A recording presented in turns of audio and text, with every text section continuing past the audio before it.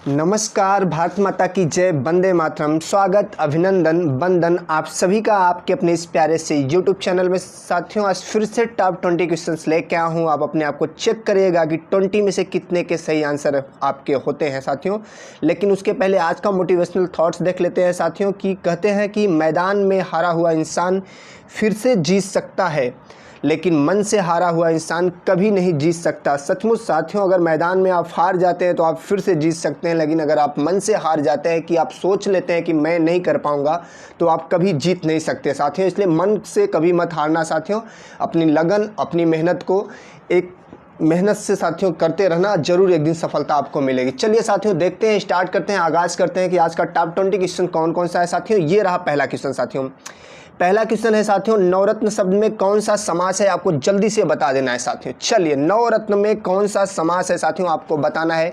कर्मधारय, तत्पुरुष, द्वंद्व या फिर द्विगु। चलिए बताइए साथियों, नवरत्न में कौन सा समास है, आपको बताना है। जितने भी भाई बहन लाइव हैं, सबका तहे दिल से स्वागत, वंदन, अभिनंदन। चलिए बता दीजिए सर, बताइए साथियों, नवरत्न में कौन सा समास है।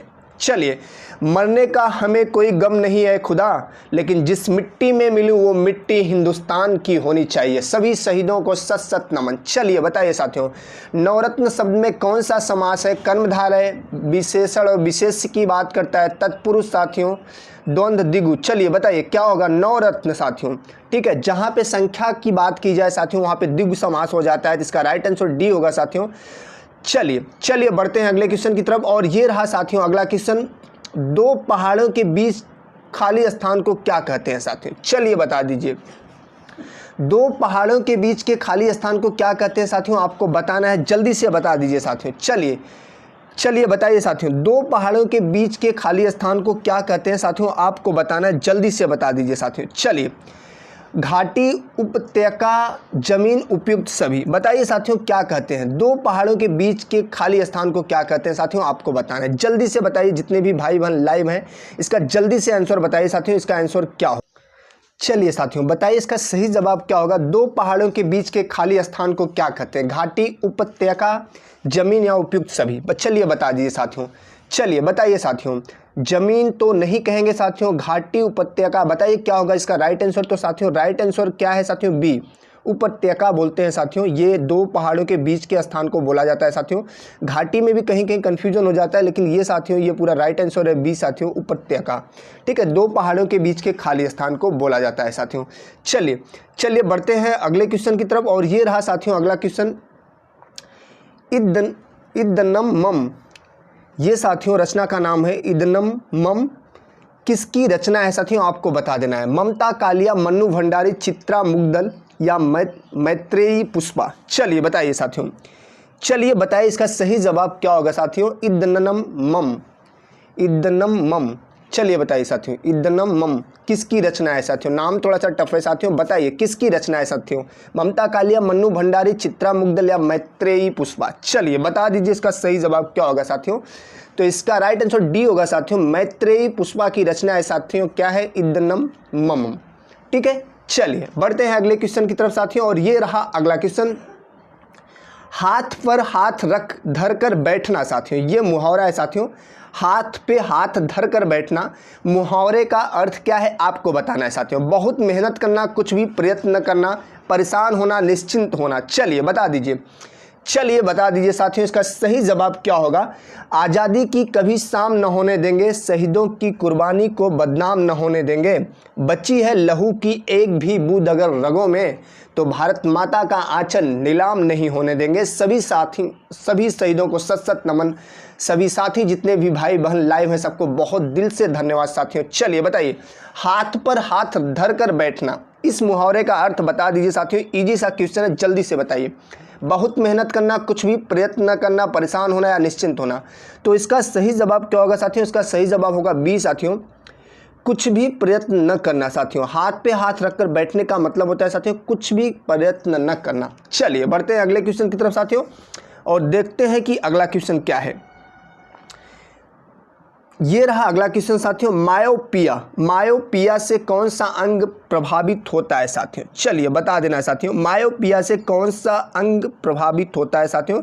इसको बोलते हैं निकट दृष्टि दोष साथियों, निकट दृष्टि दोष साथियों इसको बोलते हैं। क्या बोलते हैं मायोपिया को?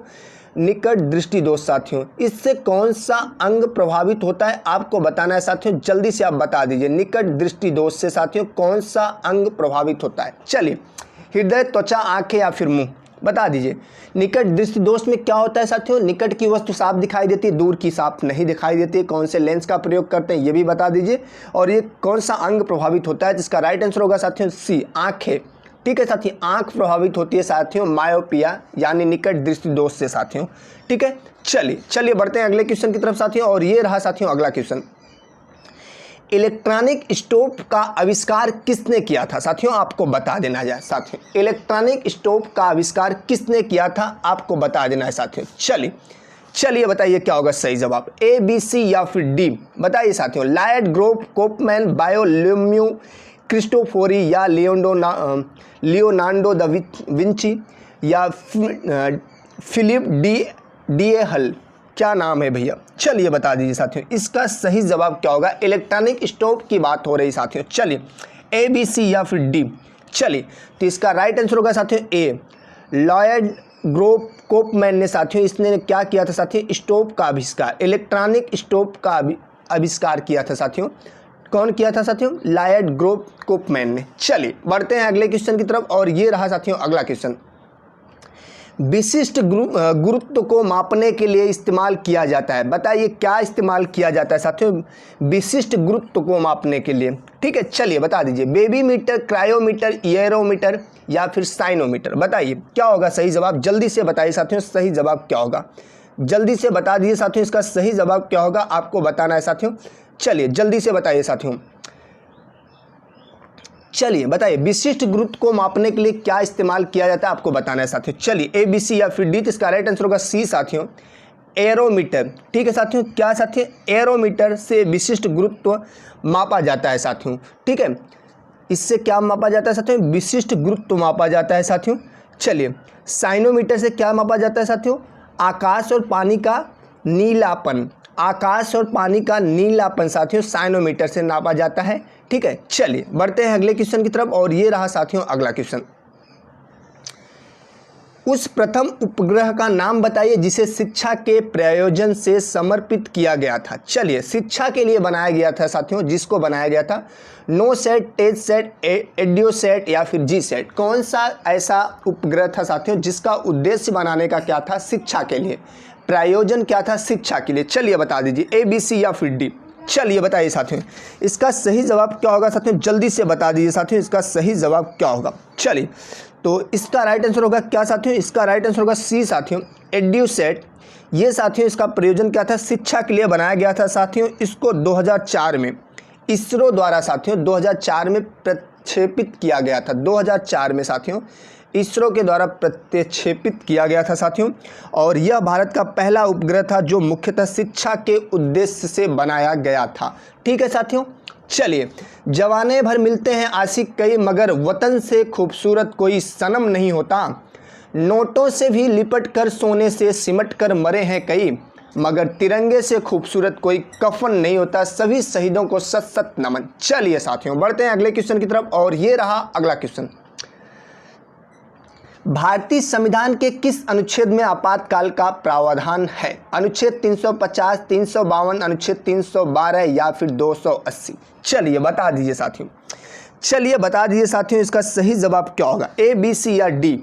चलिए, तो इसका राइट आंसर होगा बी साथियों, अनुच्छेद 352 साथियों के अनुसार यदि राष्ट्रपति को यह विश्वास हो जाए कि देश अथवा देश के किसी भाग की सुरक्षा तथा शांति, युद्ध, बाहरी आक्रमण या सशस्त्र है तो वह आपातकाल की घोषणा कर सकता है साथियों, और देश का शासन अपने हाथों में ले सकता है। चलिए बढ़ते हैं अगले क्वेश्चन की तरफ साथियों और देखते हैं कि अगला क्वेश्चन क्या है साथियों। चलिए अगले क्वेश्चन की तरफ। और ये रहा साथियों अगला क्वेश्चन, कौन हमारे देश के दोनों सदनों में से किसी भी सदन का सदस्य नहीं होता है, आपको बताना है साथियों। चलिए बता दीजिए साथियों, कौन हमारे देश के दोनों सदनों में से किसी भी सदन का किसी भी सदस्य किसी का भी क्या होता है सदस्य नहीं होता है साथियों, आपको बताना है। जल्दी से बता दीजिए साथियों, कौन है वो? प्रधानमंत्री, वित्त मंत्री, राष्ट्रपति या रेल मंत्री? साथियों बताइए इसका सही जवाब।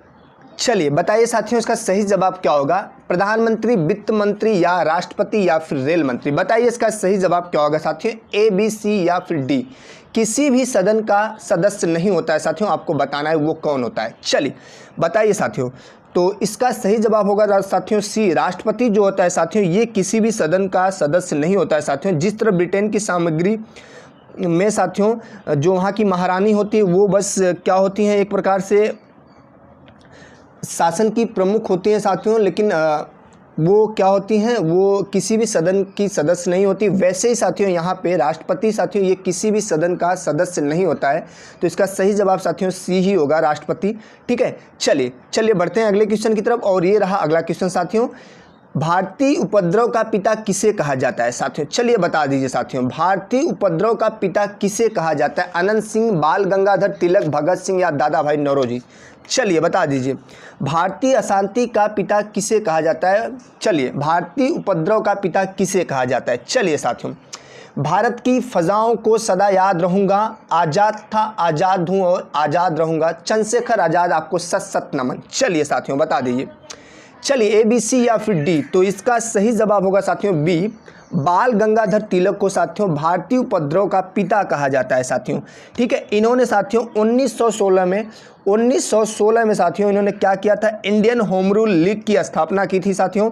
और इनको वैलेंटाइन सिरोल ने इनकी अपनी पुस्तक जो थी साथियों इंडियन अनरेस्ट में तिलक को भारतीय उपद्रव या अशांति का जनक कहा है। ठीक है साथियों, चलिए बढ़ते हैं अगले क्वेश्चन की तरफ साथियों। ये रहा अगला क्वेश्चन साथियों, पृथ्वी तथा वाह्य अंतरिक्ष के बीच अंतिम रेखा को क्या कहलाती है? साथियों बता दीजिए, पृथ्वी तथा वाह्य अंतरिक्ष के बीच की अंतिम रेखा क्या कहलाती है साथियों, आपको बताना है। मैग्नेटोस्फीयर, मैग्नेटोस्फीयर, आयन मंडल, मेसोपास या फिर मैग्नेटोपास? बताइए साथियों क्या कहते हैं साथियों, चलिए बता दीजिए, ए, बी, सी या फिर डी? चलिए साथियों बताइए, इसका सही जवाब क्या होगा? तो इसका राइट आंसर होगा ए साथियों, मैग्नेटोस्फीयर बोलते हैं उसको साथियों। ठीक है, अंतरिक्ष का वह हिस्सा है जो पृथ्वी के चुंबकीय क्षेत्र से नियंत्रित होता है साथियों। और यहाँ पे साथियों क्या होता है, इलेक्ट्रॉन और प्लाज्मा तरंगे परस्पर मिलने की यह प्रक्रिया पृथ्वी के बाहरी वातावरण के मैग्नेटोस्फीयर से होती है साथियों। पृथ्वी तथा वाह्य अंतरिक्ष के बीच की अंतिम रेखा को क्या कहते हैं साथियों? मैग्नेटोस्फीयर कहते हैं। इसका राइट आंसर ए होगा साथियों। ठीक है, चलिए बढ़ते हैं अगले क्वेश्चन की तरफ। और ये रहा साथियों अगला क्वेश्चन, मालगुडी डेज। ठीक है साथियों, मालगुडी डेज किसके द्वारा लिखा गया है साथियों, आपको बताना है। चलिए बता दीजिए साथियों, मालगुडी डेज किसके द्वारा लिखी गई पुस्तक है? विजय कृष्ण आचार्य, रजत अरोरा, मिलाल झा, R.K. नारायण? बता दीजिए साथियों, मालगुडी डेज किसके द्वारा लिखी गई पुस्तक है, आपको बताना है साथियों।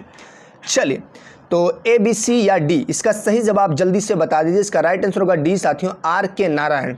ठीक है साथियों, मालगुडी डेज नामक पुस्तक की रचना R.K. नारायण ने की है साथियों। इन्होंने द गाइड पुस्तक की रचना भी की है साथियों, और इनका 2001 में देहांत हो गया है साथियों। 2001 में ये इनका स्वर्गवास हो चुका है साथियों। और इनकी पुस्तक है साथियों मालगुडी डेज, और एक और पुस्तक है साथियों, क्या नाम है उसका, द गाइड।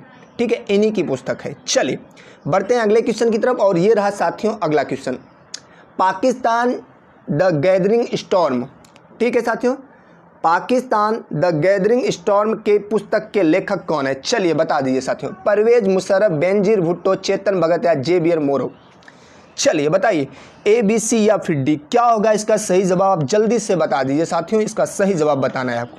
तो इसका राइट आंसर होगा साथियों बी, बेनजीर भुट्टो साथियों। ठीक है, बेनजीर भुट्टो ने पाकिस्तान द गैदरिंग स्टॉर्म लिखी है साथियों। ये पाकिस्तान की प्रथम महिला प्रधानमंत्री थी साथियों, और जिनको बम ब्लास्ट करके इनकी हत्या कर दी गई थी साथियों, बेनजीर भुट्टो।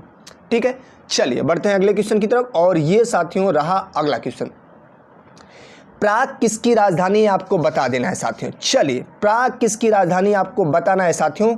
और झुककर सलाम करें उनको जिनके हिस्से में ये मुकाम आता है, खुश नसीब है वो खून जो देश के काम आता है। सभी शहीदों को सत सत नमन। चलिए, प्राग किसकी राजधानी है साथियों, आपको बताना है। सऊदी अरब, उत्तर कोरिया, चेक गणराज्य या त्रिनिदाद या टोबाका। चलिए बता दीजिए, ए, बी, सी या फिर डी। चलिए साथियों, बताना है आपको प्राग किसकी राजधानी है, आपको बताना है साथियों। चलिए, तो इसका सही जवाब होगा साथियों सी, चेक गणराज्य की राजधानी साथियों क्या है, प्राग है। सऊदी अरब की क्या है साथियों, चलिए सऊदी अरब की बताइए, रियाद साथियों। उत्तर कोरिया की राजधानी क्या है साथियों, प्योंगयांग। प्योंगयांग साथियों, प्योंगयांग, ठीक है। और चलिए बढ़ते हैं अगले क्वेश्चन की तरफ। और ये रहा साथियों अगला क्वेश्चन, बुलंद दरवाजा कहाँ स्थित है। चलिए बता दीजिए साथियों, बुलंद दरवाजा कहाँ स्थित है, आपको बताना है साथियों।